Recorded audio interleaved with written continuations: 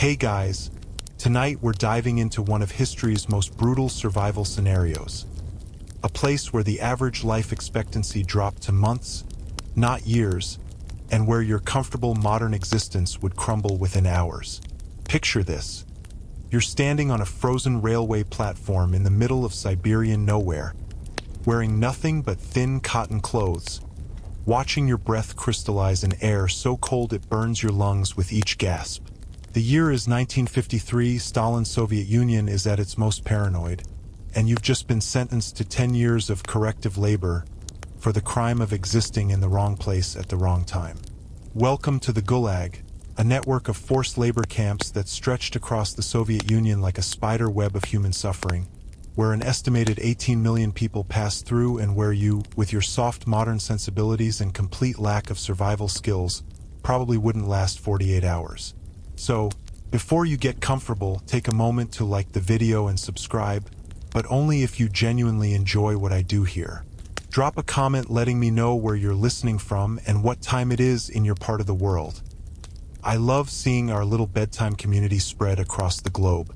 Now, dim the lights, maybe turn on a fan for that soft background hum, and let's ease into tonight's journey together. The temperature here hovers around -40 degrees Fahrenheit. That's the magical point where Celsius and Fahrenheit meet in mutual hatred of human existence. At this temperature, your spit freezes before it hits the ground. Metal becomes so cold it'll tear the skin right off your fingers, and exposed flesh begins dying within minutes.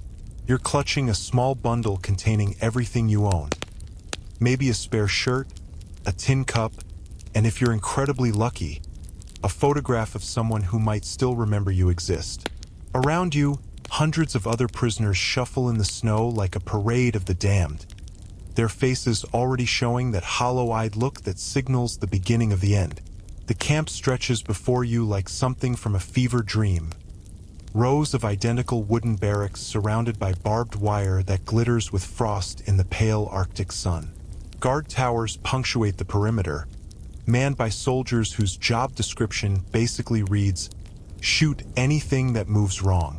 Beyond the wire lies the taiga, millions of square miles of frozen forest that's killed more escape attempts than bullets ever could. It's a landscape so hostile that even the local wildlife has evolved to be mean. Siberian brown bears that make grizzlies look cuddly, wolves that hunt in packs of 30, and mosquitoes the size of small birds that'll drain you dry come summer. But here's the thing that would break your modern mind first. It's not just the cold or the isolation or even the guards. It's the realization that everything you've ever known about human decency is about to be systematically stripped away. The shower you took this morning? That'll be your last real one for years. The meal you grabbed from your fridge without thinking? You just consumed more calories than you'll see in the next 3 days. That smartphone in your pocket with instant access to all human knowledge? Well, your new reality involves memorizing which guards can be bribed with cigarettes and which ones will beat you unconscious for eye contact. The Gulag system wasn't just about punishment. It was about transformation, turning human beings into something else entirely. Soviet officials called it reforging. Like prisoners were broken tools that could be hammered back into useful shape. Historians still argue whether this was genuine ideological belief or just bureaucratic doublespeak for slave labor. But the end result was the same. Human raw material fed into a machine designed to extract maximum work while providing minimum survival resources. As you stand there watching your new reality sink in, you might be wondering how exactly you ended up here. Maybe you told the wrong joke at the wrong party, or perhaps you were related to someone who fell out of favor with the regime. In Stalin's Soviet Union, guilt was collective and justice was whatever kept the paranoia machine running smoothly. One day you're complaining about bread shortages in line at the bakery. The next day you're facing a tribunal that's already decided your fate before you walked in the room. The journey to your frozen destination began 3 weeks ago in a cattle car that redefined your understanding of human endurance. You're crammed into a windowless freight wagon with 60 other prisoners, breathing air so thick with body odor, severe sweat, and human waste that it feels like drowning in slow motion. The train car measures roughly 8 meters by 3 meters. Do the math, and you'll realize each person gets about the same floor space as a coffin, which turns out to be grimly appropriate since not everyone's making it to the final destination alive. Your traveling companions represent a cross-section of Soviet society's unwanted. Political prisoners like yourself, common criminals who've been given the choice between execution and labor camp, religious believers whose faith outweighed their survival instincts, and ethnic minorities who had the misfortune of being born the wrong nationality during one of Stalin's periodic cleansing moods. The criminals immediately established dominance through violence, claiming the spots near the single waste bucket and the small barred window that provides the car's only ventilation. You quickly learn that prison hierarchy isn't just about survival. It's about maintaining whatever scraps of humanity you can while descending into circumstances that would make medieval peasants weep with sympathy. The train stops every few days at remote sidings where guards slide frozen fish soup and black bread through a slot in the door. The soup tastes like dishwater mixed with sawdust, and the bread has the consistency of wet cardboard. But you fight for every crumb because your body is already beginning to consume itself. Modern nutritionists would be horrified to learn that your daily caloric intake has dropped to roughly 800 calories, less than half what a sedentary adult needs, and you're burning energy just trying to stay warm in temperatures that make your hometown winter look tropical. Sleep becomes a negotiated commodity involving complex arrangements of human bodies pressed together for warmth. You discover that sharing body heat with strangers isn't romantic or even particularly uncomfortable. It's pure survival instinct overriding years of social conditioning about personal space. The person next to you might be a convicted murderer, but their 98.6-degree body temperature makes them your most valuable ally in a universe that seems designed to kill you through hypothermia. Disease spreads through the car like wildfire through dry grass. Dysentery turns the waste bucket into everyone's worst enemy, while respiratory infections pass from person to person with each shared breath. You watch fellow prisoners develop that telltale hollow-eyed look as their bodies begin cannibalizing muscle tissue for energy. The medical term is protein-energy malnutrition, but prisoners have their own vocabulary. Becoming a goner, the first stage of transformation from human being to walking corpse. The psychological warfare is almost worse than the physical conditions. Guards periodically slide open the door just to let in Arctic air, watching prisoners scramble away from the opening like insects fleeing light. They announce stops at stations with names like Happiness and Paradise. Soviet bureaucrats apparently had a twisted sense of humor when it came to geographic naming conventions. Historians still argue whether these psychological tortures were officially sanctioned policy or just individual guards amusing themselves with human suffering. But the effect remains the same: the systematic breaking down of hope before prisoners even reach their final destination. You learn to measure time not in hours or days, but in the rhythm of the train wheels clicking over track joints. Each click takes you further from everything you've ever known and closer to a place where your previous life becomes as irrelevant as last year's weather forecast. The criminals tell stories about previous camps they've survived, painting pictures of places where winter lasts 9 months and summer brings clouds of mosquitoes so thick they can suffocate a grown man. Their tales sound like folklore until you realize they're sharing practical survival tips disguised as entertainment. The train's destination is Kolyma, a region in northeastern Siberia that makes the North Pole look hospitable. Even the name sounds ominous. Local indigenous people call it the place where the world ends, and Soviet prisoners refer to it simply as the planet of ice. The average temperature hovers around -50 degrees Fahrenheit for 6 months of the year, and the ground stays permanently frozen down to depths of several hundred feet. It's a landscape so hostile that gold miners working there in the 1930s had a life expectancy measured in months, not years. By the time the train finally shudders to a halt at your destination, You've lost roughly 15 pounds and gained an education in human nature that no university could provide. The door slides open to reveal a landscape of white that stretches to the horizon in every direction, broken only by the dark silhouettes of guard towers and the geometric lines of barbed wire. The air hits your face like a physical slap, so cold it makes your teeth ache and turns your nasal passages into icicles with each breath. The guards who greet you at the camp entrance look like they've been carved from the same frozen landscape that surrounds this place. Weathered faces showing no more emotion than granite. Eyes that have seen too much human misery to register surprise at anything. They bark orders and voices hoarse from years of shouting over Siberian winds, herding you and the other new arrivals toward a low wooden building that serves as the processing center. This is where the Soviet state officially transforms you from a person with a name and history into a number with a work assignment. And the efficiency of this dehumanization process would impress any modern corporate restructuring consultant. First comes the strip search, conducted in a room so cold that your breath forms clouds thick enough to hide behind. Guards rifle through your pathetic bundle of possessions with the enthusiasm of customs agents who've already seen every possible hiding spot for contraband. That photograph of your family? Confiscated as potential propaganda material. Your wedding ring? Melted down for the state. The small notebook where you kept addresses of friends? Burned as evidence of counter-revolutionary networking.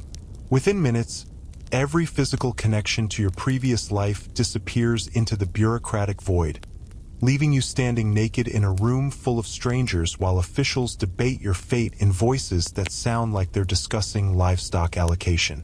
The delousing process comes next, involving a chemical shower that burns your skin and hair clippers wielded by prisoners who learned barbering through trial and error on previous victims. Your head gets shaved completely bald, ostensibly to prevent lice but really to complete the visual transformation from individual human being to interchangeable camp resource. Women prisoners face additional humiliations that strip away the last vestiges of privacy and dignity, while male prisoners discover that circumcision status becomes a matter of public record for reasons nobody bothers to explain. Documentation follows dehumanization in the Soviet system's twisted logic.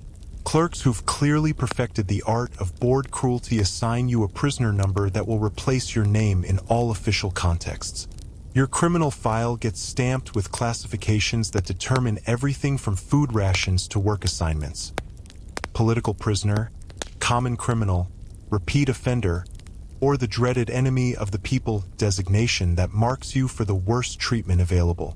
These bureaucrats wield rubber stamps like weapons, each mark on your paperwork potentially meaning the difference between survival and death in the months ahead. The uniform distribution process reveals the Soviet Union's approach to prisoner welfare. One size fits nobody, and durability is optional. You receive a padded jacket that might have been designed for someone half your size or twice your weight, pants held together with string and optimism, and boots that offer about as much insulation as cardboard boxes. The fabric feels like it was woven from recycled potato sacks, and the stitching looks like it was done by someone wearing mittens in the dark. Your new outfit wouldn't keep you warm in a heated house, let alone in temperatures that regularly drop below -40. Medical examination comes last, administered by camp doctors who've learned to identify only two patient categories: those capable of heavy labor and those ready for the morgue. The doctor might be a veterinarian, a former medic, or just someone who claimed medical knowledge to avoid mining duty. They listen to your heart with a stethoscope held together with electrical tape, check your reflexes with a hammer that's seen better decades, and determine your work fitness based on whether you can stand upright without falling over. Historians still argue whether camp medical care was intentionally negligent or just underfunded, but the practical result was the same. If you arrived sick, you stayed sick until you either recovered or died. The psychological impact of processing hits harder than the physical discomforts. Watching officials reduce your entire existence to a few rubber-stamped forms drives home the reality that your previous life has been officially erased.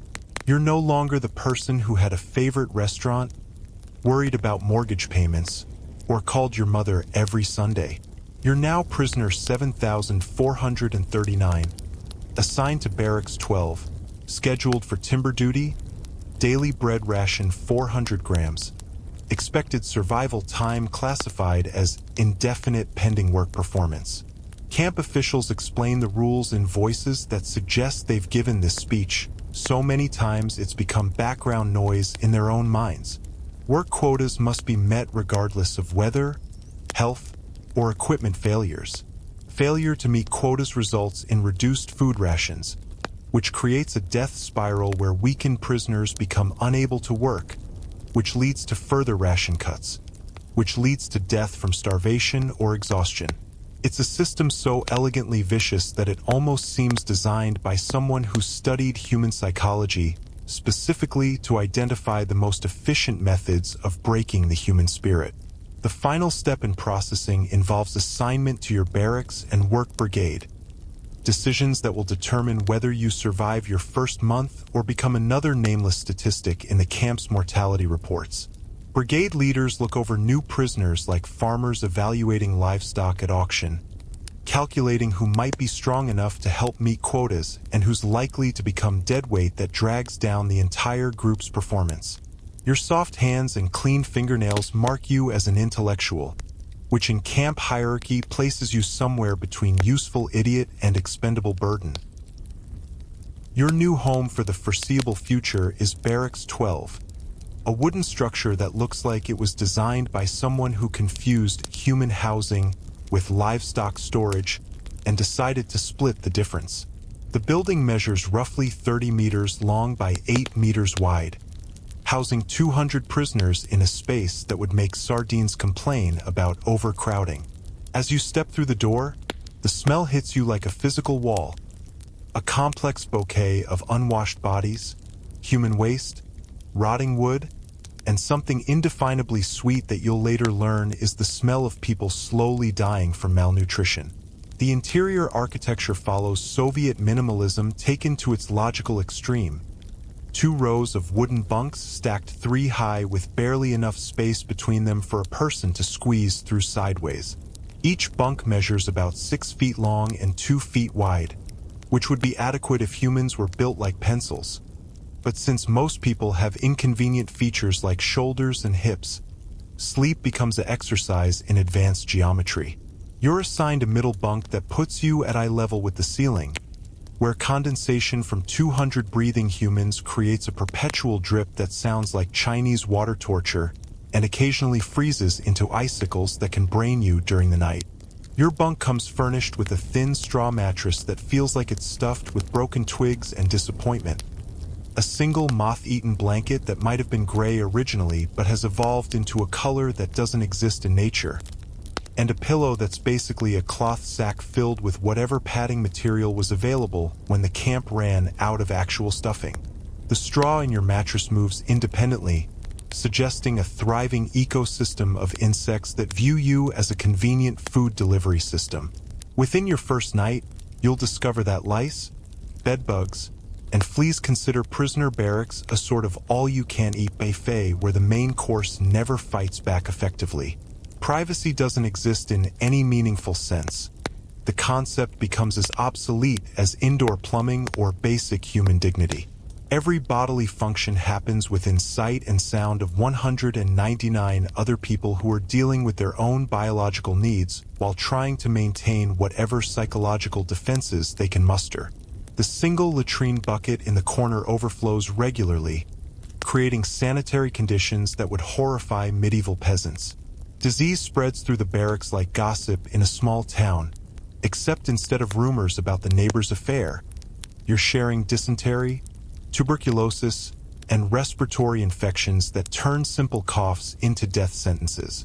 The heating system consists of a single wood-burning stove in the center of the barracks, fed with whatever fuel the prisoners can scrounge during their work details. Fuel allocation follows camp hierarchy. Criminals get the spots closest to the stove, Political prisoners huddle in the outer regions where temperatures barely rise above freezing even when the fire's burning. You quickly learn that body heat becomes currency. Sharing warmth with bunkmates can mean the difference between sleep and hypothermia, but it also means intimate physical contact with people whose personal hygiene has become a forgotten luxury. Sleep schedules get determined by whoever has enough energy to enforce their preferences through violence or intimidation. The criminals, who've learned camp survival through previous sentences, establish sleeping shifts that maximize stove access and minimize guard interference. Political prisoners like yourself adapt to sleeping patterns that would confuse scientists studying circadian rhythms, grabbing rest whenever possible between work shifts, guard inspections, and the various social conflicts that arise when 200 desperate people compete for resources that could barely sustain 50. Camp authorities conduct random inspections that turn your already minimal privacy into a complete joke. Guards storm through the barracks at unpredictable hours, searching for contraband, checking prisoner counts, and generally reminding everyone that surveillance is constant and escape impossible. They overturn bunks, confiscate anything that looks like it might provide comfort or hope, and occasionally drag prisoners away for interrogations that may or may not result in their return. These inspections serve no practical security purpose. They're psychological warfare designed to keep prisoners in a constant state of anxiety and helplessness. The social dynamics in the barracks would fascinate anthropologists if they weren't so completely horrifying. Criminal prisoners organize themselves into informal gangs with complex hierarchies based on previous convictions, physical strength, and connections to outside crime networks. Political prisoners tend to cluster together for mutual protection, sharing whatever resources they can while avoiding the attention of criminals who view intellectuals as soft targets for exploitation. Religious prisoners often become pariahs avoided by both groups, seen as either dangerously naive or potentially useful for spiritual comfort depending on circumstances.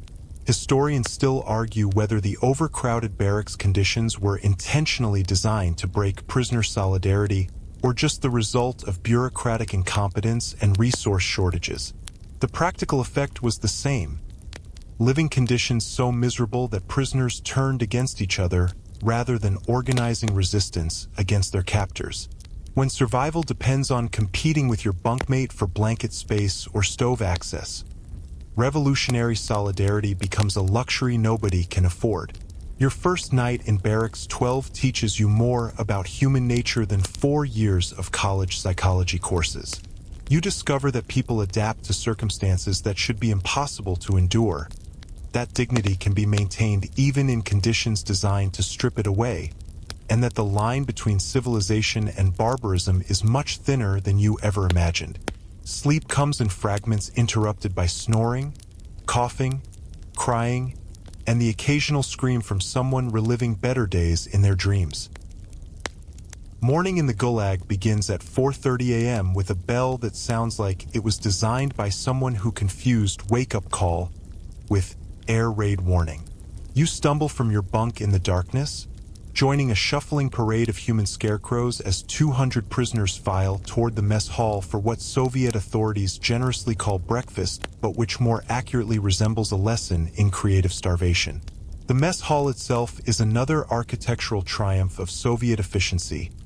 Long wooden tables with benches that accommodate the maximum number of bodies in the minimum amount of space, creating a dining experience that combines the charm of a cattle feeding trough with the ambience of a morgue. Your daily bread ration arrives first. Exactly 400 grams of what was theoretically made from grain, but tastes like it was crafted from sawdust, clay, and broken dreams. This black bread has the consistency of wet cement and roughly the same nutritional value as cardboard, but it contains every calorie you'll see for the next 12 hours. So you learn to eat it slowly while your stomach tries to convince your brain that this constitutes actual food. The bread gets weighed on scales that haven't been calibrated since the Tsars ruled Russia, but arguing about portion sizes is a luxury reserved for people who aren't already starving. Next comes the soup, a watery concoction that optimistically gets called fish soup, despite containing no identifiable fish parts and precious little of anything else that might qualify as food. The liquid has a grayish color that suggests it was made by boiling old dishwater with potato peels and whatever vegetables were too rotten for the guards to eat. On lucky days, you might find a few grains of barley floating in the mixture like tiny life preservers in an ocean of disappointment. The entire bowl contains maybe 50 calories, which is roughly equivalent to the energy you burned walking to the mess hall.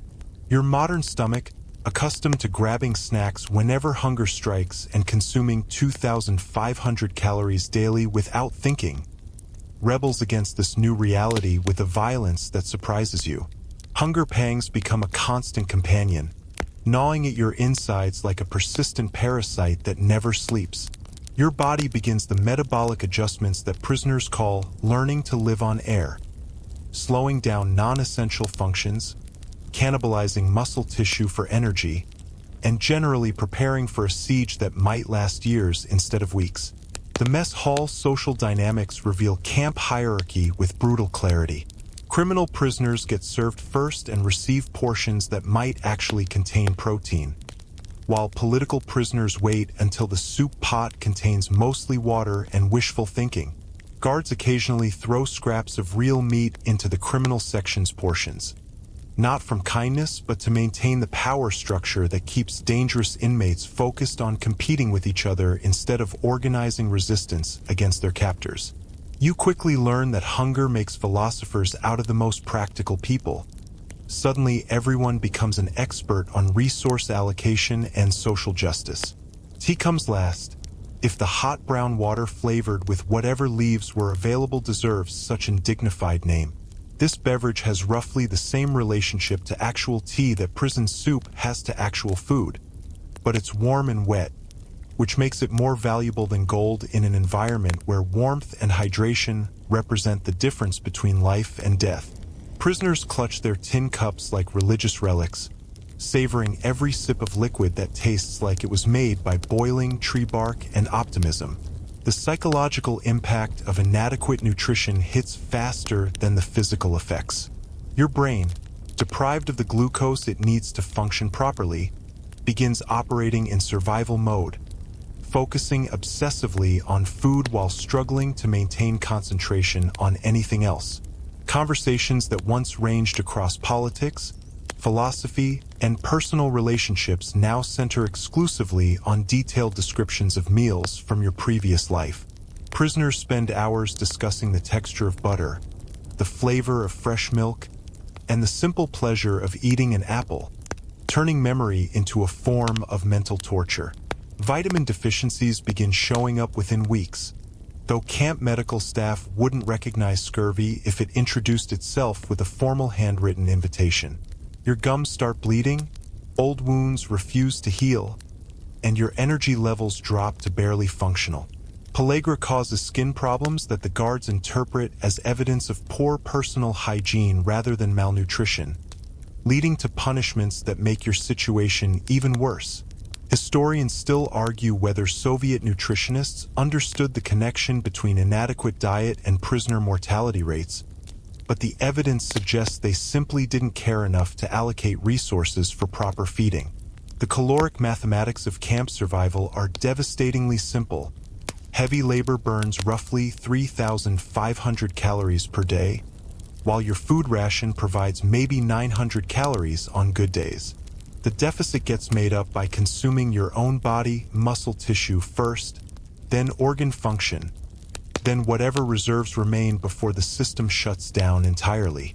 Prisoners who arrive weighing 180 pounds can expect to drop to 120 pounds within 6 months. Assuming they live that long, mealtimes become the day's primary social events, not because the food is worth celebrating, but because they represent brief respites from labor where prisoners can sit down, share information, and remind themselves that they're still human beings capable of conversation. The mess hall fills with whispered discussions about work assignments, guard personalities, and survival strategies, creating an informal communication network that helps newcomers learn the unwritten rules that determine who lives and who becomes another statistic in the camp mortality reports. By 6 a.m., you're trudging through knee-deep snow toward your work assignment, joining a column of prisoners that stretches like a gray ribbon across the white landscape. Your work brigade consists of 30 men assigned to timber harvesting, a job description that sounds almost quaint until you realize it involves felling massive Siberian pines with hand tools while fighting temperatures that turn steel brittle and make human flesh as fragile as tissue paper. The forest stretches endlessly in every direction, filled with trees that have been growing since before your country was founded, and your job is to cut them down with equipment that would have seemed primitive to medieval loggers. The work quota system represents Soviet efficiency at its most brutally mathematical. Each prisoner must fell, delimb, and process 3.5 cubic meters of timber per day, regardless of weather conditions, tool quality, or the minor inconvenience of slowly starving to death. This quota was calculated by bureaucrats who had never held an axe, based on productivity studies of well-fed professional lumberjacks working in temperate climates with modern equipment. Your reality involves swinging a dull axe with arms weakened by malnutrition, in temperatures that make the metal so cold it burns your hands even through whatever rags you've wrapped around them for protection. The tools you're issued look like they were salvaged from a museum exhibit about 19th century forestry. Your axe has a loose head that threatens to fly off with every swing, a handle worn smooth by thousands of desperate hands, and an edge so dull it would struggle to cut butter in a heated room. The crosscut saws are missing teeth, held together with wire and prayer, and require 2 prisoners working in coordination to achieve anything resembling efficiency. When tools break, which happens several times per day, repairs must be made on site using whatever materials can be improvised from forest debris and prisoner ingenuity. Work begins immediately upon arrival, with no warm-up period for muscles that have been sleeping in near-freezing conditions. Your first swing of the axe sends shock waves up your arms that remind every bone in your body that it wasn't designed for this kind of punishment.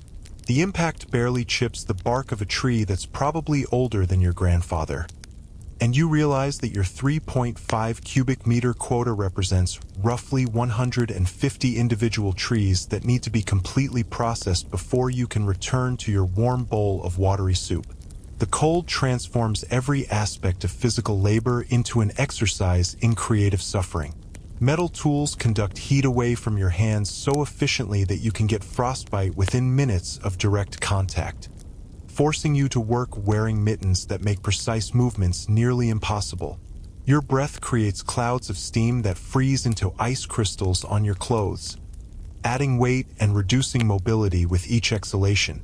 Sweat, which would normally cool your body during exertion, becomes a death sentence as moisture freezes against your skin and conducts heat away from your core. Brigade leaders, usually long-term prisoners who've earned their positions by surviving multiple winters, patrol the work sites like military sergeants, keeping track of individual productivity and ensuring that nobody slacks off enough to endanger the group's collective quota. Failure to meet brigade quotas results in reduced food rations for everyone, creating a social dynamic where weak prisoners become threats to group survival. This system effectively turns prisoners into their own overseers, eliminating the need for constant guard supervision while maintaining productivity through peer pressure and mutual desperation. Guards stationed around the work area carry rifles and have standing orders to shoot anyone who wanders beyond designated boundaries, but they spend most of their time huddled around fires trying to stay warm rather than closely monitoring individual prisoners. Their main concern is preventing escapes, which seems almost comically unnecessary given that the nearest civilization is hundreds of miles away through forest that kills experienced outdoorsmen under ideal conditions. Still, the psychological effect of armed guards serves its purpose, reminding prisoners that their situation could always get worse with a single bullet. Lunch consists of whatever bread you saved from breakfast, eaten with hands so numb from cold that you can't feel whether you're actually gripping the food. There's no shelter, no break from the wind, and certainly no hot meals to restore body heat. Prisoners huddle together in whatever windbreak they can find, sharing body warmth while trying to consume calories that will fuel the afternoon's labor. These brief rest periods become opportunities for information exchange, news about guard rotations, warnings about tool inspections, and the endless speculation about when conditions might improve that keeps hope alive even when logic suggests otherwise. The afternoon shift requires working with tools that have become even duller and more dangerous as metal contracts in the dropping temperature.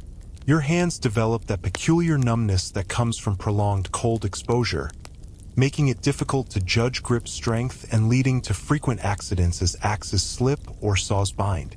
Injuries are common but rarely serious enough to excuse someone from work. Camp medical philosophy holds that if you can stand upright and hold tools, you're fit for duty regardless of minor inconveniences like frostbite or gashes that won't heal properly due to poor nutrition. Historians still argue whether the impossible work quotas were designed to kill prisoners through overexertion or simply reflected bureaucratic ignorance about actual working conditions. But the practical result was a system that consumed human lives like fuel.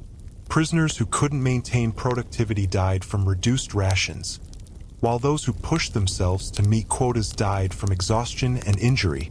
Either way, the timber got harvested and the Soviet economy got its raw materials at bargain prices.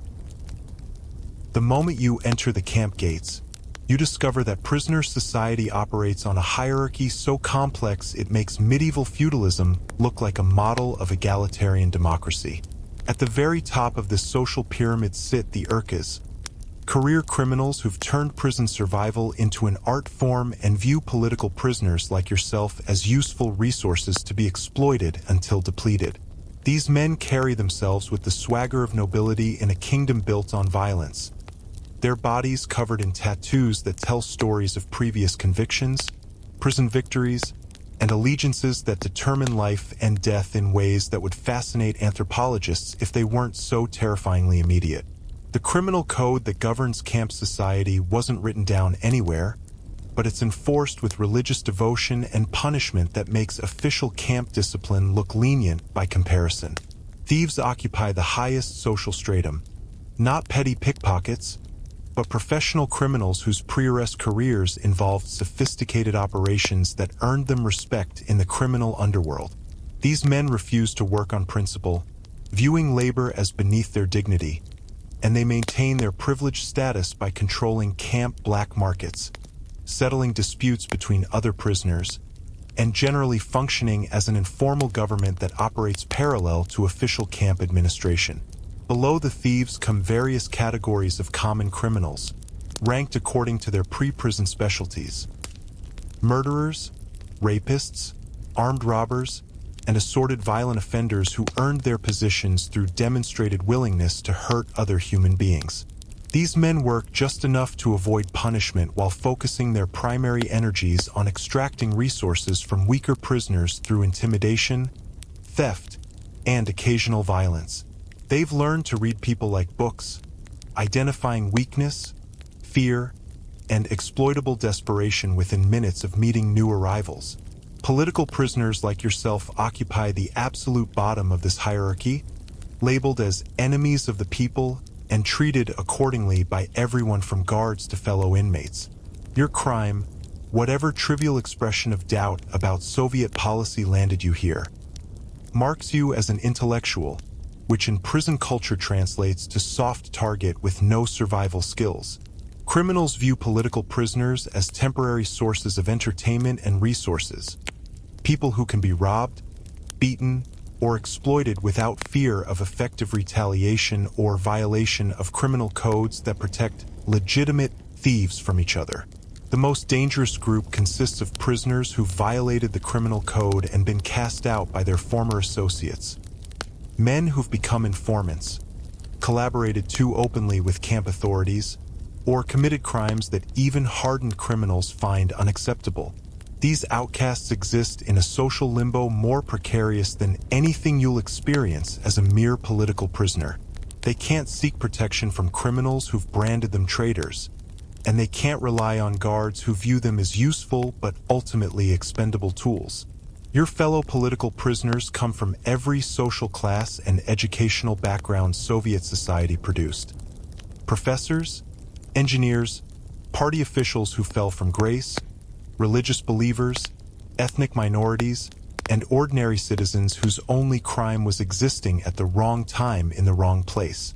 This intellectual diversity creates fascinating conversations during rare moments of leisure, but it also means that most political prisoners lack the practical survival skills that criminal inmates learned through years of street life and previous prison sentences. The criminals have developed their own economy based on cigarettes, bread, and sexual favors, operating sophisticated trading networks that would impress business school professors if they weren't built on human misery. They control access to better sleeping spots, extra food rations, and protection from guard harassment, charging fees that keep political prisoners in perpetual debt. Refusing to participate in this economy isn't really an option. Isolation means death, and integration means accepting your position at the bottom of a social structure designed to extract maximum value from your desperation. Violence in this system follows rules that prioritize psychological impact over physical damage. Criminals rarely kill political prisoners outright. Dead inmates can't provide ongoing tribute in the form of food, cigarettes, or labor. Instead, they employ calculated brutality designed to establish dominance while keeping victims functional enough to continue working and contributing to the criminal's welfare. A beating that puts you in the hospital for weeks serves nobody's interests, but a beating that leaves you terrified and compliant serves everyone who benefits from the current power structure. The guards understand and tacitly support this hierarchy because it simplifies their job enormously. Instead of directly controlling hundreds of desperate prisoners, they only need to manage relationships with criminal leaders who handle internal discipline and resource allocation. This system allows a relatively small number of guards to maintain order over much larger prisoner populations, while ensuring that potentially dangerous criminals stay focused on exploiting fellow inmates rather than planning rebellion against camp authorities. Religious prisoners occupy their own special category, viewed with mixture of contempt and superstitious respect by both criminals and political inmates. Their commitment to faith under circumstances that would break most people's belief in divine justice strikes some prisoners as admirable and others as evidence of dangerous mental instability. Historians still argue whether religious prisoners had better survival rates due to psychological advantages provided by faith, but their willingness to share resources and provide comfort to dying inmates made them valuable members of whatever informal communities developed within the camp population. Your education, which seemed like such an asset in your previous life, becomes a liability in an environment where intellectual abilities are less useful than the capacity for violence or the willingness to exploit other people's weaknesses. The skills that made you successful outside, analytical thinking, moral reasoning, empathy for others, mark you as prey in a social system where survival depends on abandoning civilized behaviors that criminals view as weaknesses to be exploited. The camp hospital represents Soviet medical care stripped of any pretense of healing, operating more like a sorting facility where doctors decide whether you're worth keeping alive long enough to meet next month's work quotas. The building itself looks like it was designed by someone who confused medical facility with morgue waiting room. A long wooden structure with broken windows, inadequate heating, and the persistent smell of carbolic acid mixed with human decay that hits you like a physical wall when you walk through the door. The medical staff consists of whatever prisoners claimed healthcare experience during processing, along with a handful of actual doctors whose own political crimes landed them on the wrong side of Soviet justice. Your introduction to camp medicine begins when dysentery, that inevitable companion of poor sanitation and malnutrition, turns your digestive system into a biological weapon aimed at yourself. The camp doctor, a former veterinarian whose crime was treating Kulak's cattle instead of reporting their owners to authorities, examines you with hands that haven't been properly washed since medical supplies ran out 6 months ago. His diagnosis involves looking at your general condition, checking whether you can still stand upright, and making a quick calculation about whether treating you is worth expending their extremely limited medical resources. The pharmacy consists of a single cabinet containing aspirin that expired during the Tsar's reign, iodine for disinfecting wounds, and whatever folk remedies the medical prisoners have improvised from forest plants and camp kitchen ingredients. Serious medications like antibiotics, anesthetics, or insulin exist only in theoretical medical textbooks that nobody can access anyway. Surgery gets performed without proper anesthesia using kitchen knives that have been sterilized in boiling water, assuming the camp can spare fuel for such luxuries. The operating table is actually a wooden board placed across two sawhorses, and post-operative care consists of hoping the patient doesn't die from infection before they can return to work. The hospital wards house prisoners suffering from every disease that poor nutrition, inadequate shelter, and constant exposure to cold can produce. Tuberculosis that turns coughs into death sentences, pneumonia that kills within days, scurvy that makes teeth fall out and old wounds refuse to heal, and pellagra that covers bodies with oozing sores that attract flies and disgust fellow prisoners. Patients sleep on straw mattresses that haven't been changed since the hospital opened, sharing blankets that could qualify as biological warfare agents if anyone bothered to analyze the accumulated bacteria and parasites living in their fibers. Medical triage in the Gulag follows principles that would horrify doctors trained in actual healthcare. Patients get classified as either capable of returning to work within 2 weeks or destined for the camp cemetery. Those judged likely to recover receive whatever minimal treatment is available, while prisoners whose conditions appear terminal get moved to a separate ward where they're basically left to die as comfortably as circumstances permit. This isn't cruelty, exactly. It's resource allocation in an environment where medical supplies are scarce and human life has been assigned an economic value that's roughly equivalent to a replacement work tool. The psychological impact of camp medical care often proves more destructive than physical illnesses. Prisoners who became sick in their previous lives could expect professional treatment, healing, and return to normal function.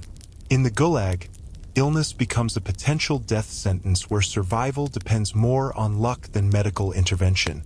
The knowledge that getting sick might mean dying alone in a freezing hospital ward creates constant anxiety that weakens immune systems already compromised by malnutrition and exhaustion. Epidemic diseases spread through the camp like wildfire through dry grass, and medical staff respond with quarantine procedures that basically involve isolating sick prisoners until they either recover or die without infecting too many other workers. Typhus outbreaks kill dozens of prisoners within weeks, while tuberculosis becomes a slow-burning epidemic that claims lives steadily throughout the year. The camp administration views these deaths as unfortunate but acceptable losses, similar to equipment failures that reduce productivity temporarily but don't justify major resource expenditure for repairs. Hospital staff develop their own survival strategies that prioritize staying alive over providing optimal patient care. Prisoner doctors know that losing too many patients might result in reassignment to timber cutting or mining details that would kill them within months. They learn to perform medical triage based on political calculations as well as clinical assessments, treating prisoners who have connections with camp authorities while allowing expendable inmates to die from conditions that could be treated with proper resources and care. Medical experimentation, while not officially sanctioned, occasionally occurs when doctors decide that desperate circumstances justify trying untested treatments on prisoners who are dying anyway. These experiments range from testing folk remedies collected from local indigenous peoples to attempting surgical procedures without proper training or equipment. Historians still argue whether these activities constituted legitimate medical research under extreme conditions, or simply reflected the dehumanization that turned prisoners into expendable test subjects for whatever scientific curiosity seized medical staff. The irony of camp medical care is that many prisoner doctors provide better treatment than their official medical training would suggest possible under such circumstances. Desperation breeds innovation, and medical staff learn to improvise treatments using whatever materials they can acquire through trading, theft, or creative repurposing of non-medical supplies. They develop expertise in treating conditions that would rarely appear in normal medical practice, becoming specialists in the diseases of starvation, exposure, and systematic brutalization that define Gulag medical challenges. Your own experience with camp medicine will probably involve some combination of dysentery, respiratory infections, and the various skin conditions that develop when personal hygiene becomes impossible to maintain. The best medical advice anyone can offer is simple. Don't get sick, because the cure might kill you faster than the disease. Winter in Siberia doesn't just arrive. It descends like a malevolent deity determined to test every biological system your body possesses against temperatures that make Arctic explorers weep with sympathy. By November, the thermometer plunges to -50 degrees Fahrenheit and stays there for 6 months, creating an environment so hostile that exposed skin dies within minutes and metal becomes brittle enough to shatter like glass. Your modern body, accustomed to central heating, insulated clothing, and the simple luxury of staying indoors during bad weather, faces a survival challenge that would kill experienced outdoorsmen equipped with proper gear and unlimited food supplies. The physics of extreme cold work against human survival in ways that transform every daily activity into a potentially fatal undertaking. Breathing becomes a conscious effort as frigid air burns your lungs and turns each exhalation into clouds of steam that immediately freeze into ice crystals on your clothes. Adding weight and reducing insulation with every breath, your body's automatic response to cold, shivering, burns calories you don't have while producing heat you can't retain, creating an energy deficit that accelerates the starvation process already begun by inadequate food rations. Your inadequate prison clothing becomes a joke told by physics professors who want to illustrate the principles of heat transfer through practical example. The thin cotton jacket provides about as much insulation as newspaper, while your worn boots develop cracks that allow snow to enter and create miniature refrigeration systems around your feet. Frostbite becomes a daily concern rather than a theoretical possibility. Your fingers, toes, nose, and ears constantly threaten to freeze solid, requiring constant attention and movement to maintain circulation. Prisoners develop elaborate rituals involving hand exercises, foot stamping, and facial massage that look like strange dances but actually represent desperate attempts to keep extremities functional. The camp administration's response to winter conditions demonstrates Soviet efficiency applied to human suffering. Work quotas remain unchanged regardless of weather, tools aren't designed for extreme cold operation, and shelter isn't improved to accommodate temperatures that make the Arctic Circle look tropical. Guards retreat to heated buildings and reduce patrols to essential duties, effectively abandoning prisoners to survive winter through whatever resources they can improvise from their environment and each other. The official position seems to be that prisoners who can't survive Siberian winter don't deserve to complete their sentences anyway. Sleep during winter becomes a group survival activity, requiring cooperation between people who might otherwise hate each other enough to commit violence. Prisoners huddle together in configurations that maximize shared body heat while minimizing heat loss to the environment, creating human clusters that look like bizarre sculpture installations. Your bunkmates become your primary defense against hypothermia, but sharing warmth also means sharing diseases, body odors, and whatever parasites have taken up residence in clothing that can't be properly cleaned or changed. Work details during winter require developing skills that no modern person possesses. How to swing an axe when your hands are too numb to feel the handle. How to operate tools that become so cold they burn exposed skin. How to maintain productivity when every movement requires conscious effort to prevent frostbite. Prisoners learn to work in pairs, taking turns warming hands over small fires built from wood scraps while partners continue cutting timber. These survival partnerships often transcend the usual social divisions between criminals and political prisoners, creating alliances based on mutual dependence rather than ideological solidarity. The psychological impact of endless winter proves as destructive as physical challenges. Months of gray skies, howling winds, and temperatures that make outdoor activity feel like suicide attempts create depression so severe that prisoners lose the will to continue survival efforts. Seasonal affective disorder, unknown to Soviet medical practice, manifests as epidemic hopelessness that kills prisoners more efficiently than bullets.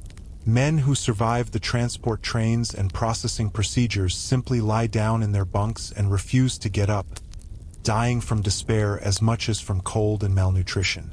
Food becomes even more crucial during winter as your body burns additional calories trying to maintain core temperature. But rations actually decrease because supply routes become more difficult and expensive to maintain. The bread gets harder, the soup gets thinner, and prisoners begin displaying physical signs of advanced malnutrition. Swollen bellies, loose teeth, hair that falls out in clumps, and skin that bruises from minor contact. Your body begins consuming its own muscle tissue for fuel, leaving you progressively weaker just as environmental conditions demand maximum physical effort.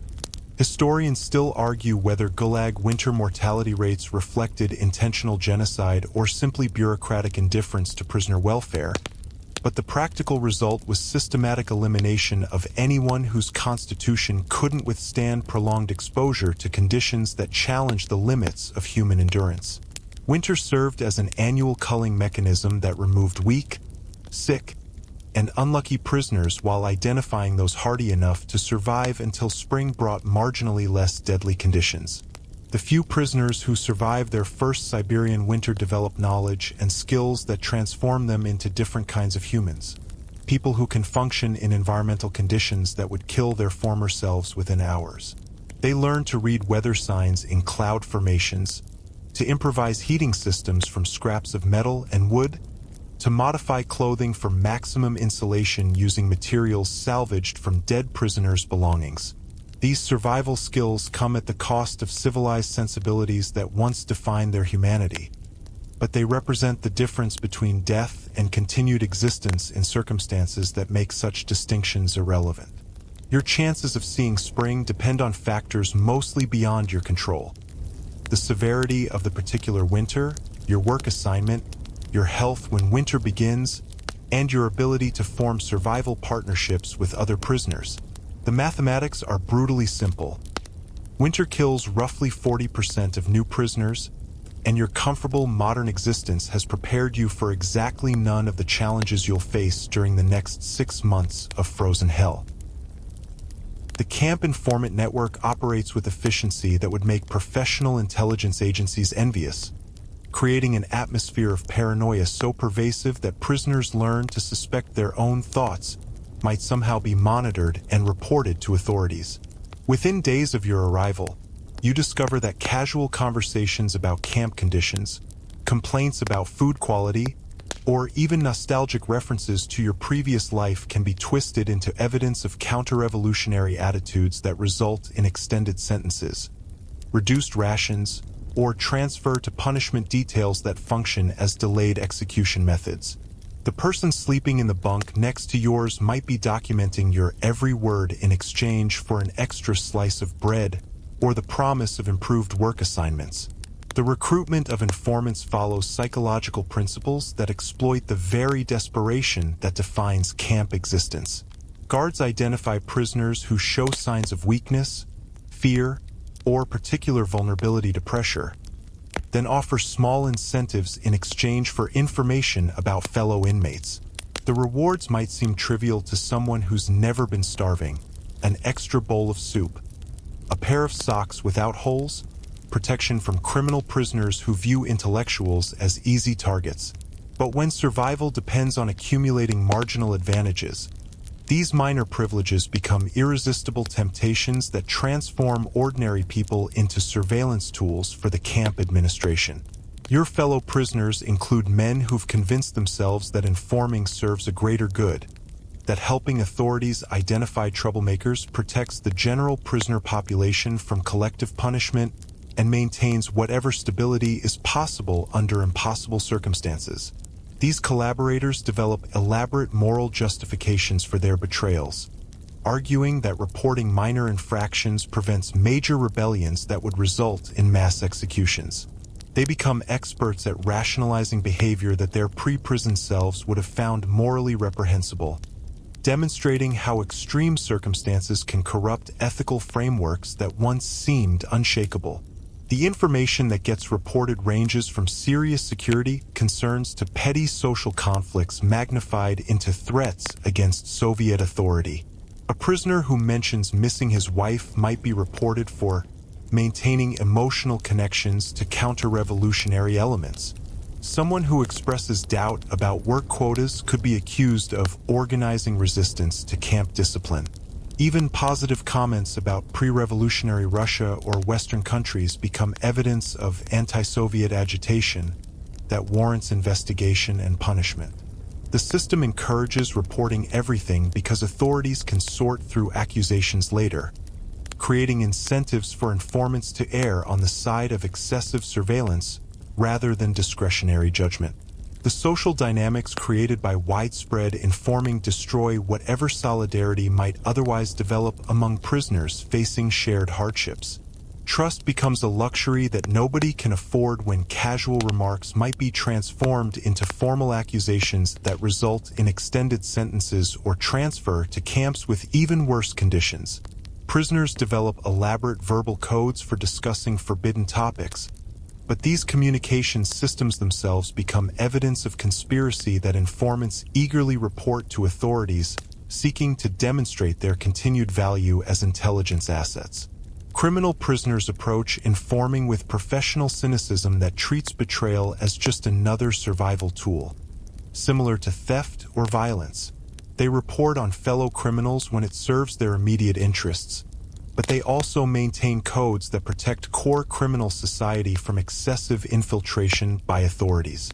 Political prisoners often prove more vulnerable to recruitment because their moral frameworks make them susceptible to arguments about civic duty and collective welfare that criminals dismiss as manipulation tactics designed to exploit psychological weaknesses. The camp administration uses information from multiple sources to create detailed psychological profiles of prisoners, identifying potential leaders, troublemakers, and security risks before they can organize effective resistance.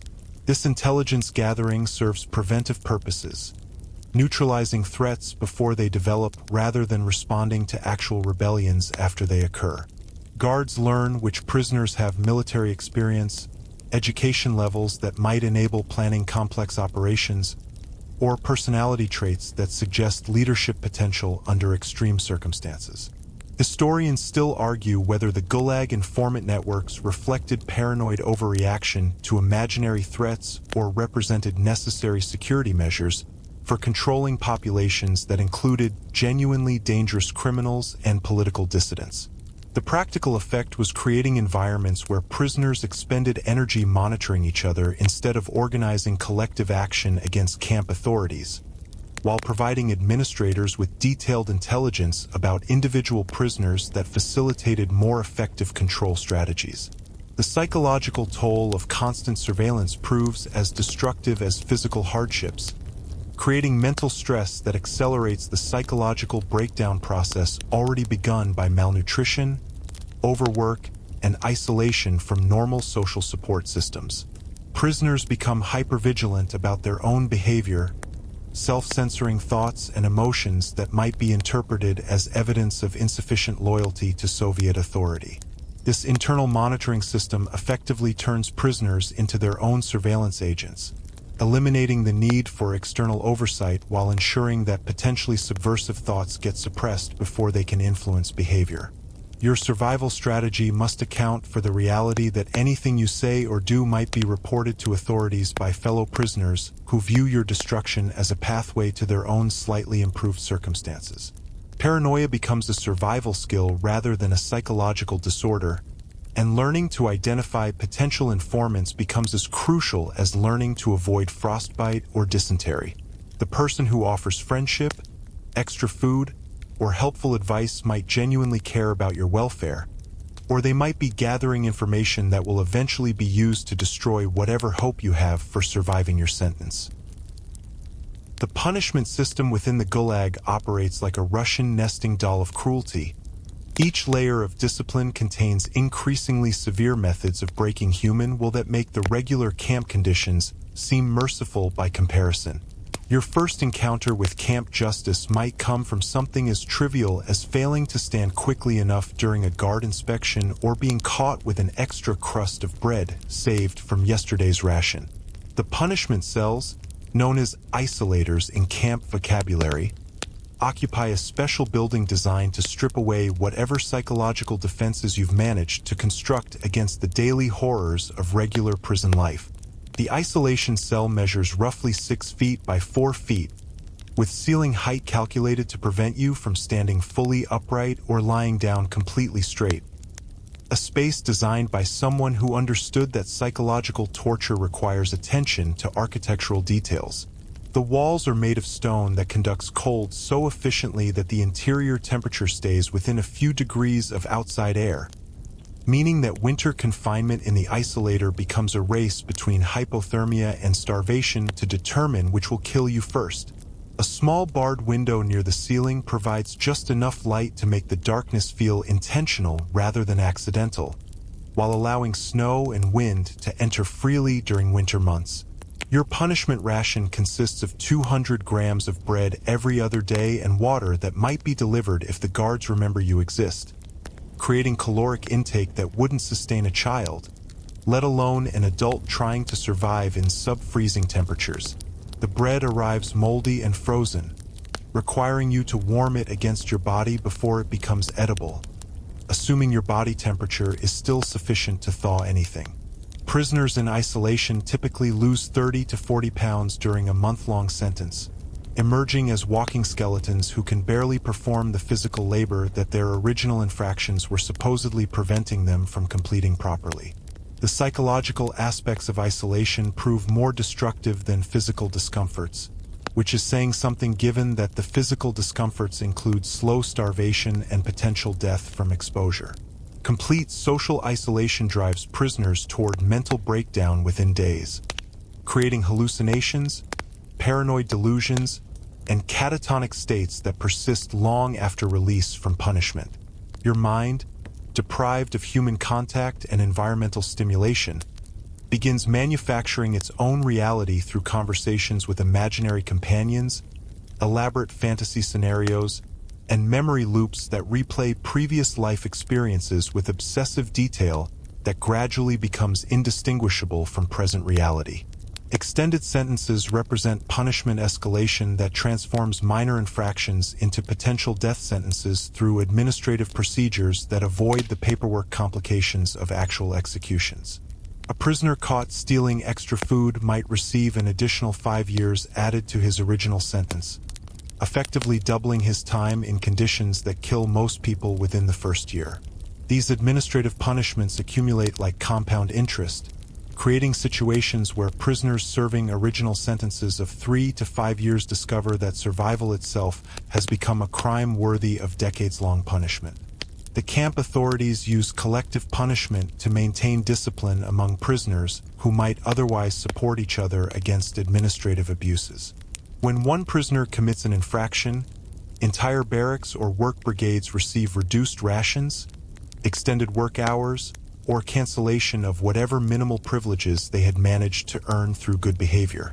This system turns prisoners against each other more effectively than individual punishments could, creating social pressure that makes fellow inmates more dangerous to your survival than the guards themselves. Work detail punishments involve assignment to duties that combine maximum physical difficulty with minimum survival prospects. Mining operations in flooded shafts, timber cutting with deliberately damaged tools, or construction projects using building materials that ensure structural collapse and worker injury. These assignments aren't officially designated as death sentences, but they function as delayed execution methods that maintain plausible deniability about intentional killing while ensuring that troublesome prisoners disappear from camp records through accidental workplace fatalities.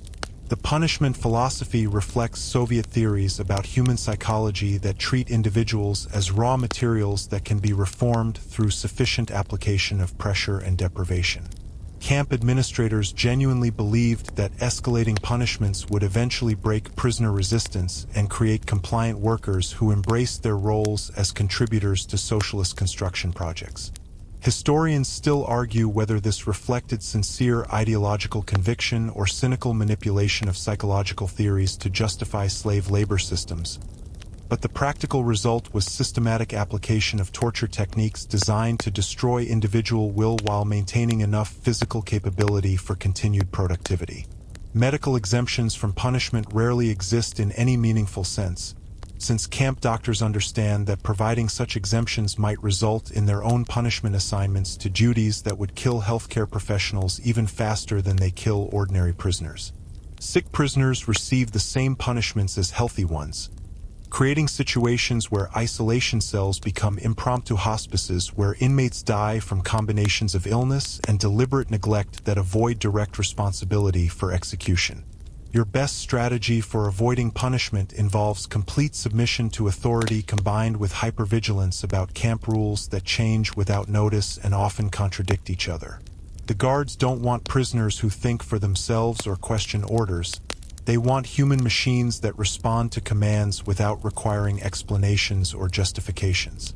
Learning to become invisible while remaining productive requires psychological skills that most people develop only after experiencing punishments severe enough to demonstrate what happens when camp discipline notices your existence for any reason whatsoever.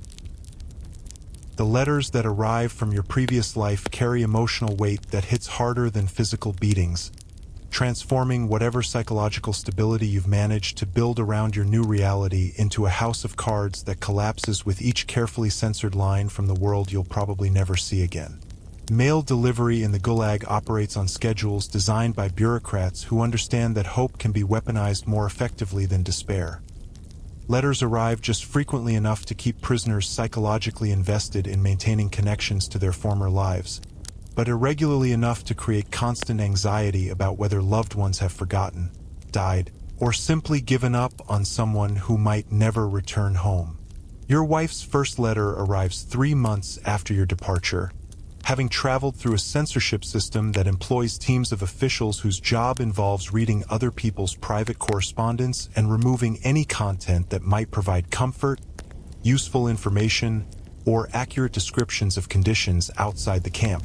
Her carefully worded phrases about hoping you're staying warm and missing you terribly have been examined by strangers who marked through sentences that mention specific dates, mutual friends, or current events that might give you reference points for understanding how much time has passed or what's happening in the world beyond barbed wire.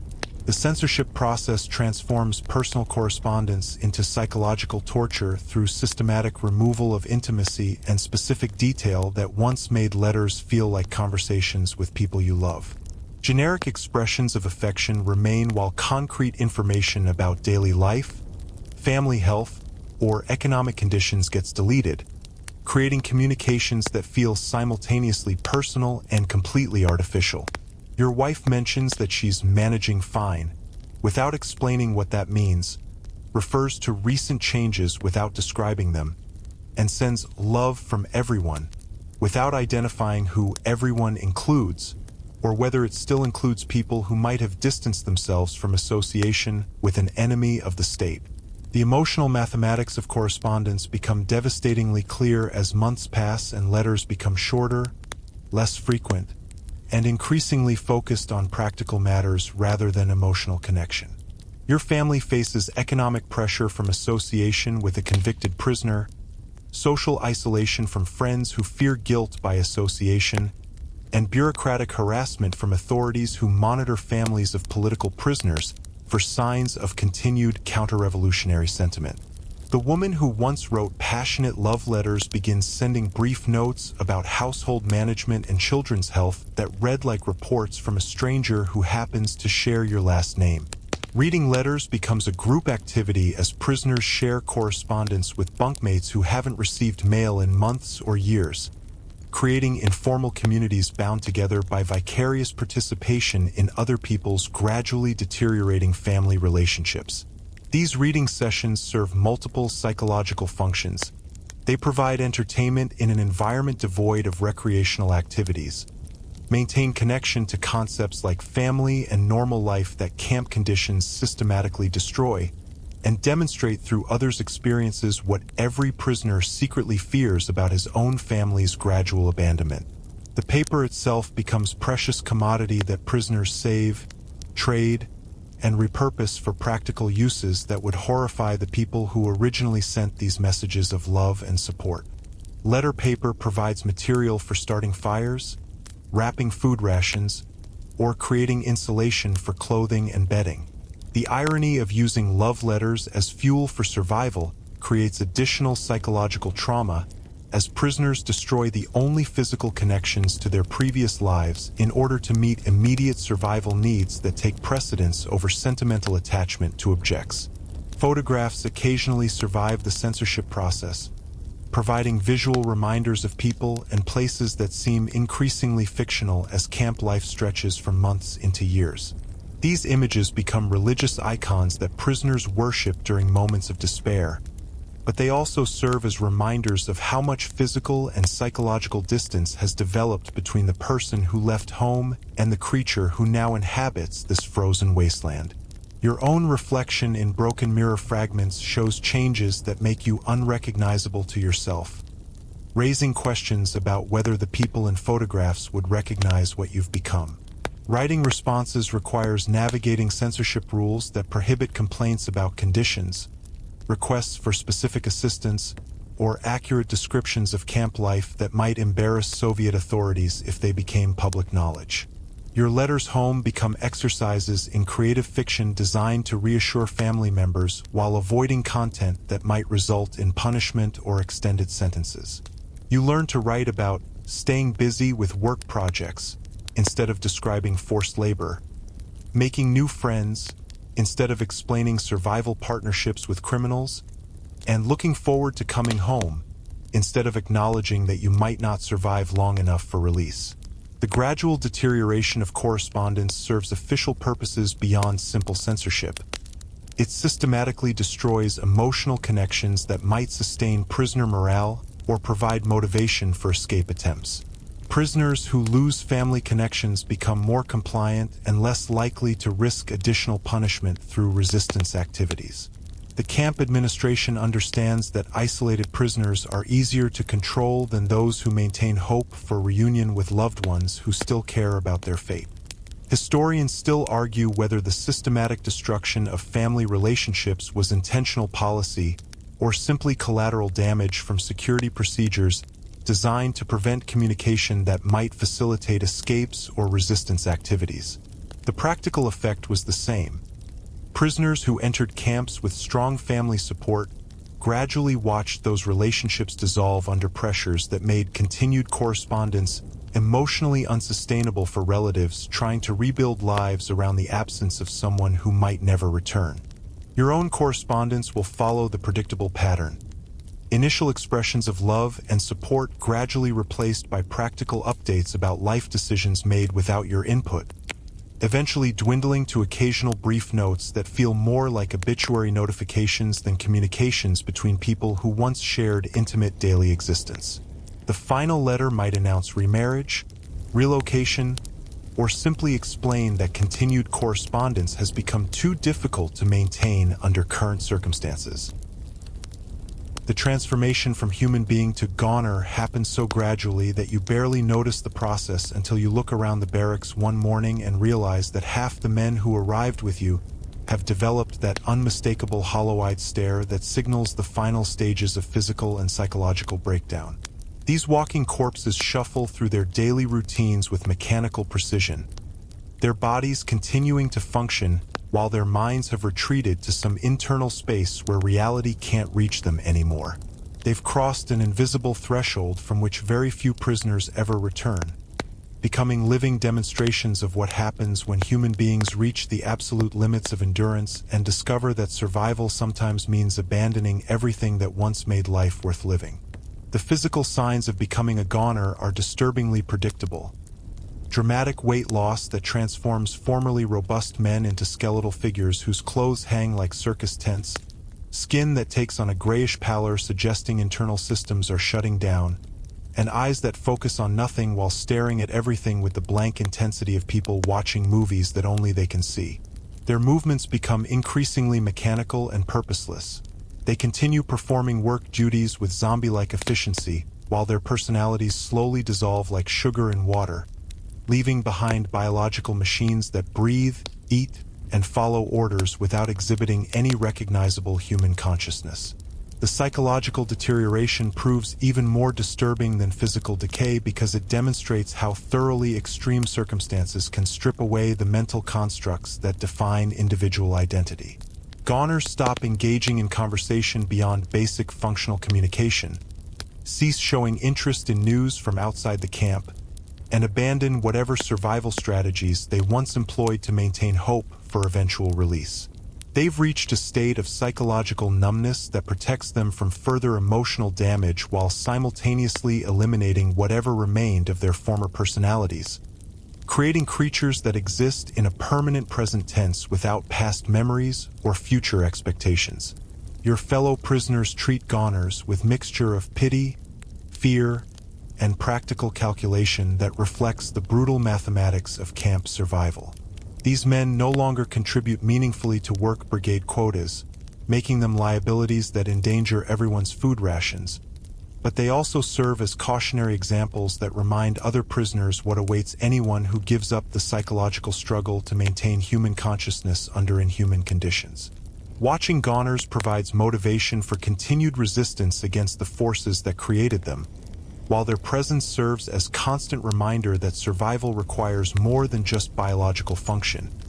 It demands active effort to preserve whatever core identity can withstand systematic attempts to destroy individual personality.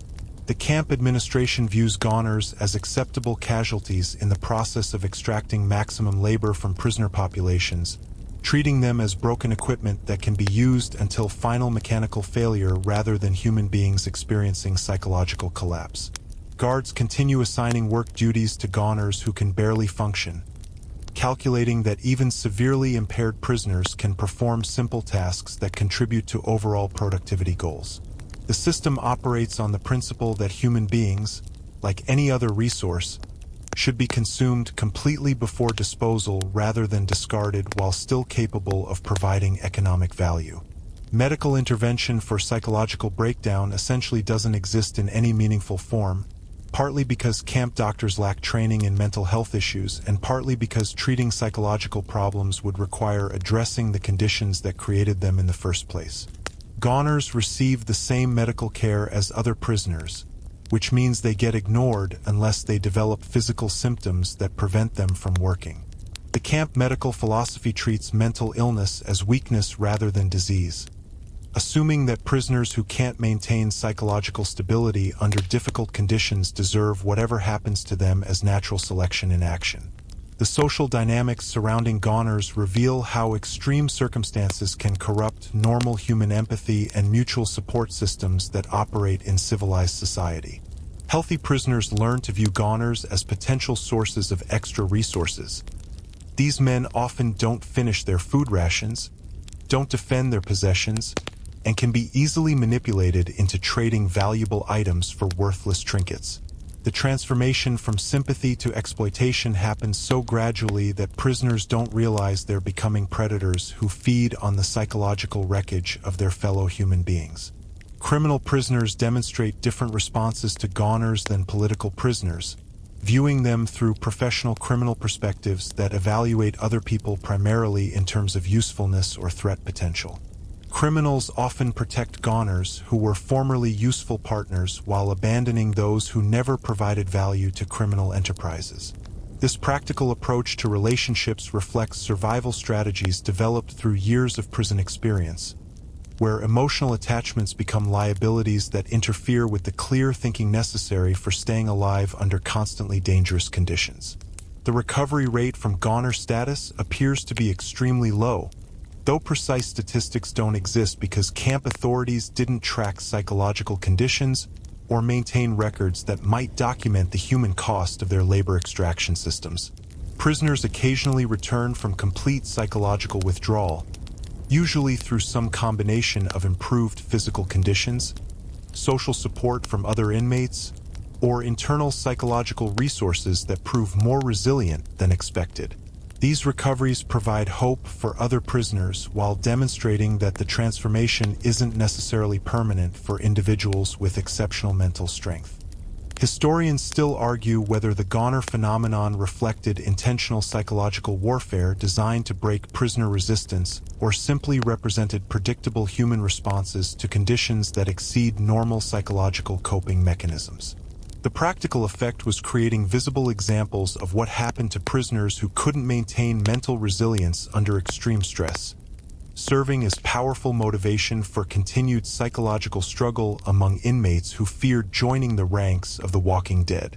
Your own risk of becoming a goner increases with every month of camp life, as malnutrition weakens your physical resistance to psychological pressure while social isolation erodes whatever internal resources you brought from your previous life.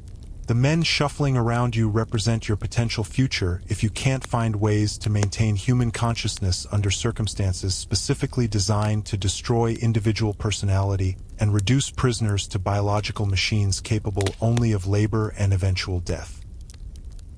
The vast wilderness surrounding your camp presents escape challenges that make prison walls seem like polite suggestions rather than serious obstacles to freedom. Beyond the barbed wire lies approximately 3,000 miles of Siberian forest, tundra, and mountain ranges that have killed experienced explorers equipped with proper supplies, professional guides, and detailed maps of the terrain. You, meanwhile, possess none of these advantages, along with the additional handicaps of malnutrition, inadequate clothing, and the certainty that thousands of guards, dogs, and local civilians have been trained to hunt down escaped prisoners using methods that prioritize recapture over prisoner survival during the process. The geography itself functions as a more effective prison than any human-designed security system could provide. The nearest population center lies roughly 400 miles away through trackless forest where temperatures drop to minus 60 degrees Fahrenheit, where wolves hunt in packs large enough to bring down adult humans, and where getting lost means dying from exposure within days regardless of the season. Summer brings different but equally lethal challenges.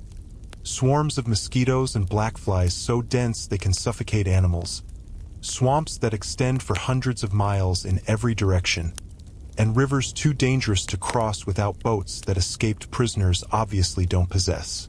The few prisoners foolish enough to attempt escape typically die within the first week, though their deaths serve useful purposes for camp administration by providing cautionary examples that discourage other inmates from similar fantasies.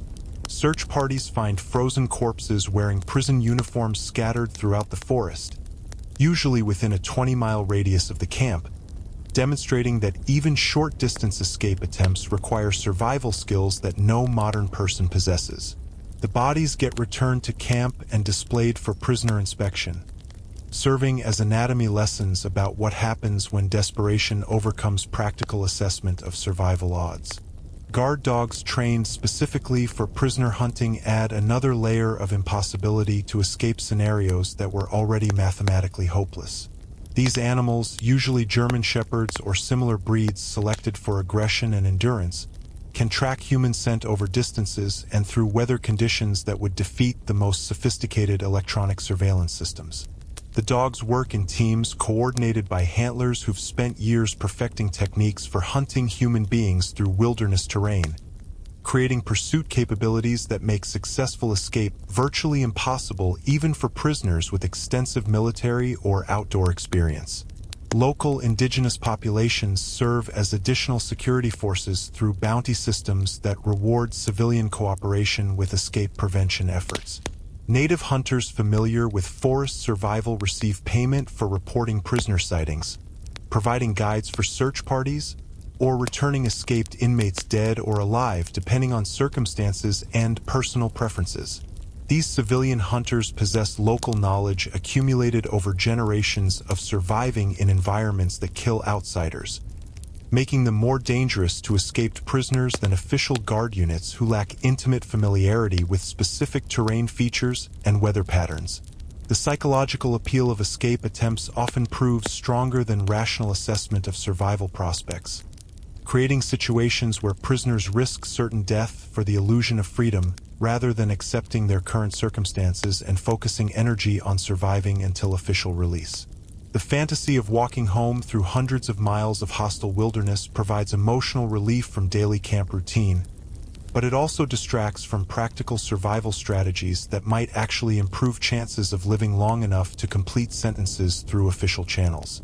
Successful escapes, while extremely rare, occasionally occur when prisoners combine exceptional survival skills with detailed planning, favorable weather conditions, and extraordinary luck that allows them to avoid the multiple factors designed to ensure recapture or death during flight attempts.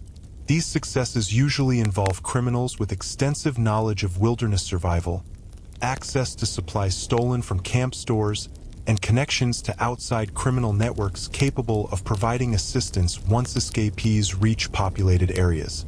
Political prisoners like yourself rarely possess the practical skills or criminal connections necessary for successful long-distance escape through hostile territory. Winter escapes become suicide missions disguised as freedom attempts, since prison clothing provides inadequate protection against temperatures that kill properly equipped professionals within hours of exposure.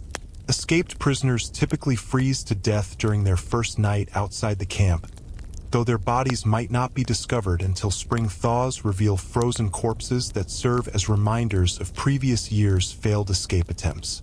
The camp administration almost welcomes winter escape attempts because they eliminate troublesome prisoners without requiring official execution orders that might create administrative complications. Summer escapes offer marginally better survival prospects but introduce different challenges that prove equally lethal for prisoners lacking extensive outdoor experience and proper equipment. Mosquito swarms can drain enough blood to cause anemia and death, while navigating through swampland without maps or compass typically results in circular wandering that brings escapees back toward the camp they were trying to leave. River crossings become death traps for prisoners who can't swim or lack understanding of current patterns that sweep exhausted people downstream toward rapids and waterfalls.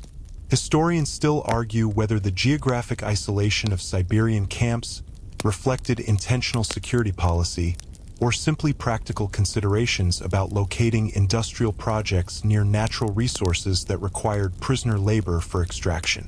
The practical effect was creating prison systems where the environment itself served as the primary security force, eliminating the need for extensive guard networks while ensuring that escape attempts resulted in death rather than successful flight that might embarrass Soviet authorities or inspire other prisoners to attempt similar missions. Your own escape fantasies will probably focus on impossible scenarios involving magical acquisition of survival skills, equipment, and local knowledge that would transform you from starving intellectual into wilderness expert capable of traversing hundreds of miles of lethal terrain while avoiding professional manhunters supported by aircraft, radio communications, and animal tracking systems that have proven effective against thousands of previous escape attempts by prisoners who possessed better survival prospects than you currently demonstrate.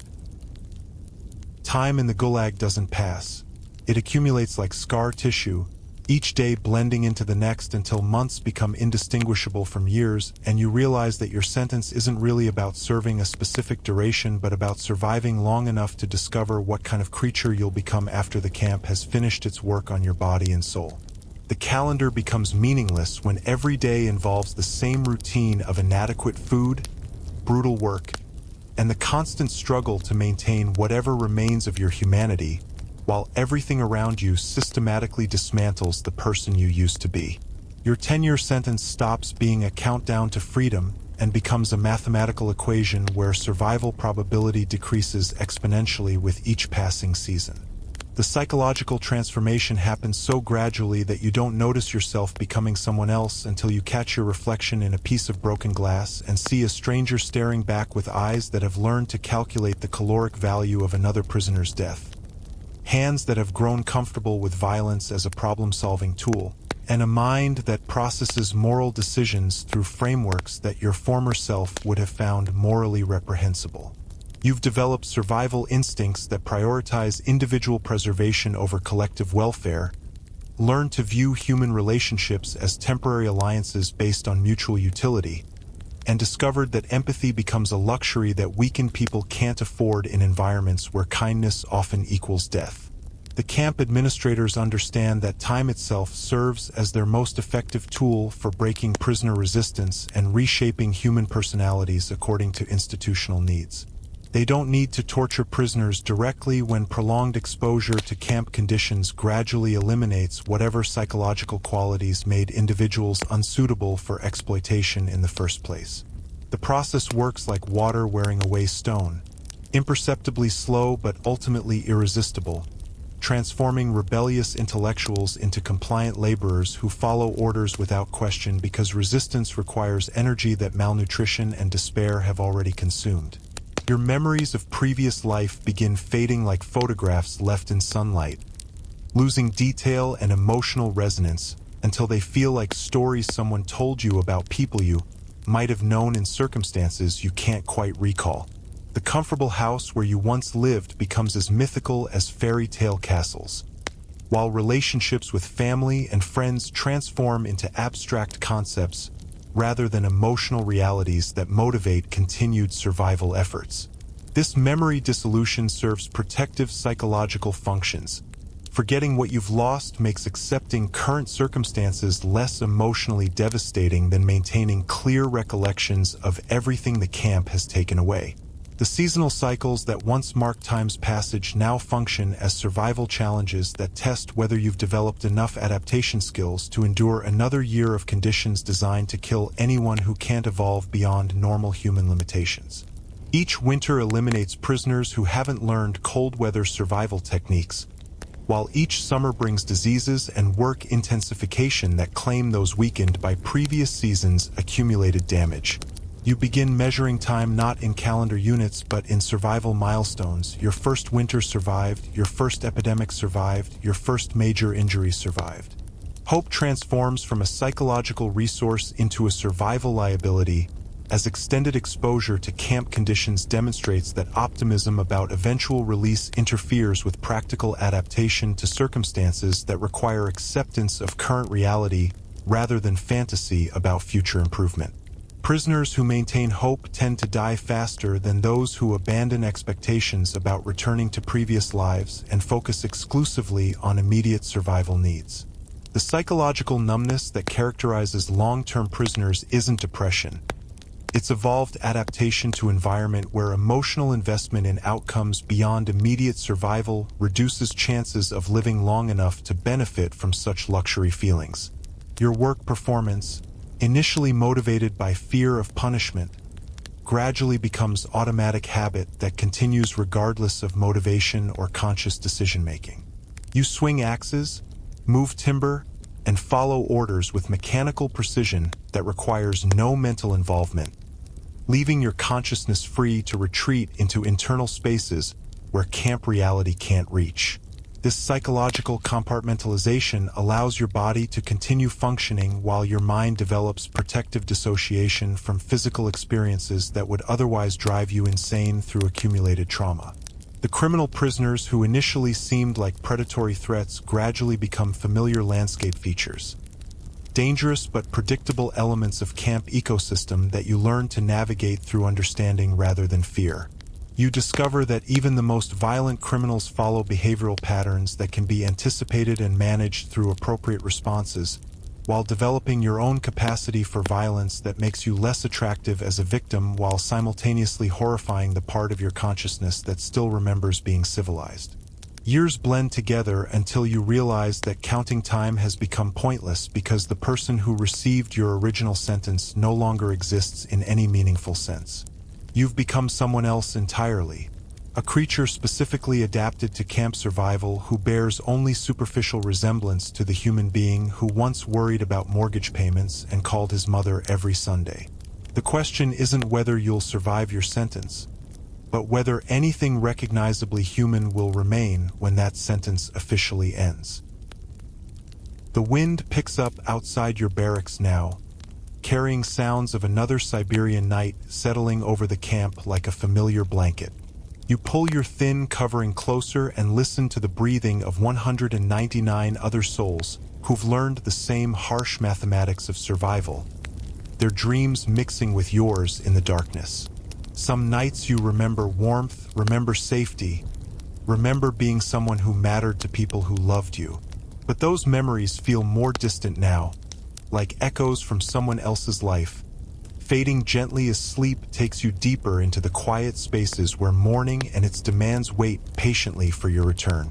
The camp sleeps, the forest sleeps, and somewhere in that peace, you find the kind of rest that makes tomorrow possible. One more day in a place that teaches you that survival itself can be a form of victory, even when victory looks nothing like what you once thought winning could be. Sweet dreams, wherever you are tonight, and remember that some stories of human endurance are too important to forget, even when they're almost too difficult to hear.